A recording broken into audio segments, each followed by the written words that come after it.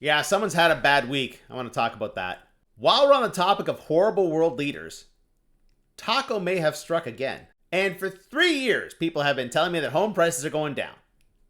They went up for September. Look, the fact of the matter is, there isn't a lot of news in real estate right now. It's kind of slow everywhere. And I don't have the numbers for October yet, but we do have the September numbers. The HPI for September across the country went up 0.7%. In fact, it looks like Ontario is the only province where it went down. And that makes sense because the GTA was so bloated in 2022. It's still correcting. Now, what does this 0.7 mean? It means the same thing it's meant for the last several years. We're in a flat line. And we're going to continue to be in a flat line for a while.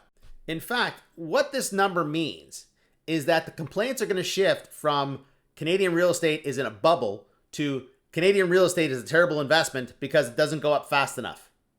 While we're on the topic of haters, someone has had a terrible week. Yeah, so the Conservative Party has lost 2 MPs. One has crossed the floor and become a Liberal. The other one has just quit outright. And that riding is very likely going to become a Liberal riding. And apparently the Liberals are to blame. Step number 1 in solving a problem is accepting that you have a problem. And your problem is Pepe and his leadership style. Leadership style. Apparently Mark Carney and the Liberals are the Katy Perry of Canadian politics. If you know, you know. Do I think he's going to survive a leadership review? No. Do I think he's going to make it to a leadership review? No. The longer he sticks around, the more fractured the Conservative Party is going to become. How deep does this dysfunction go? We shall see. The deeper the dysfunction, the longer Pierre Poilievre is going to stick around. All right. Why hasn't shit kicked off yet? I mean, it kind of has, but it hasn't, really kicked off. A week ago, the USS Gerald R. Ford, the largest aircraft carrier in the world, was told to leave the Mediterranean and head for the Caribbean. As of this morning, it's still off the coast of Morocco. It's just sitting there. Yeah, it should have been in the Caribbean by now. And the Senate has given Trump the A-OK to do what he wants. Could it be that he's listening to the people who know what they're talking about? I have been saying all along that this is going to turn into another Vietnam.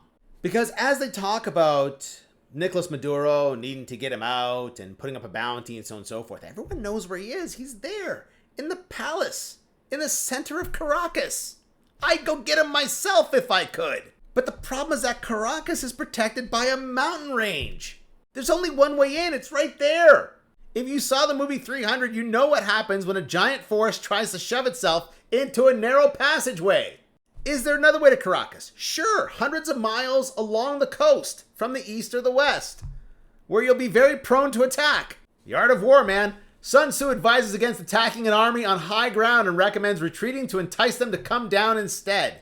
That's why the US is blowing up all the fishing boats. They're trying to get Venezuela to do something. But they're not. Look, Ferrari Caracas. Yeah, there's a Ferrari dealership in Caracas. Do you think the people who are buying these cars are going to get into little outboard-powered fishing boats?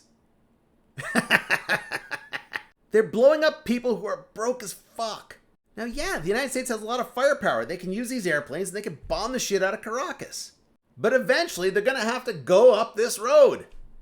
I think Taco Trump may have tacoed his way out of World War III, which is a good thing. Still embarrassing, though.